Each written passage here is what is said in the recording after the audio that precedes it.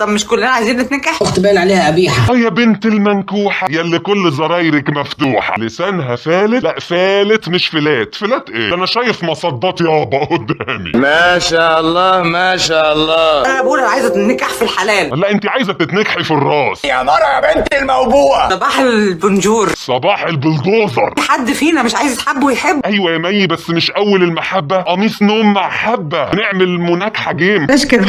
لا يا حبيبتي، حب مطارات. خلص عشان ورايا طياره. انا قلت ان انا هقطع العضو الذكوري الانوثي. انت كمان مش عارفه اللي عندك ايه. والله انت كده اللي نكحتينا في دماغنا وخليتينا ننزل بالاكسبكتيشن. انا عايزه تتنكح، لا فيها تاتش في خاد ولا تاتش وراك. لا تاتش في خاد ولا تاتش وراك. هنتناكح عبر شبكه الوايرلس المحليه. لا ده كده مش تناكح، ده كده تناكه. طول عمري قلت الادب وبحب السفينه. ما احنا عارفين. يا بنت الوسخة. يا رب اسفل بقى بس في الحلال. انت عارفه اللي هيعمل كده معاكي في الحلال ده احنا هنسميه ايه؟ يا معاه حكمتك صحيح، النملة طلع لها اسنان.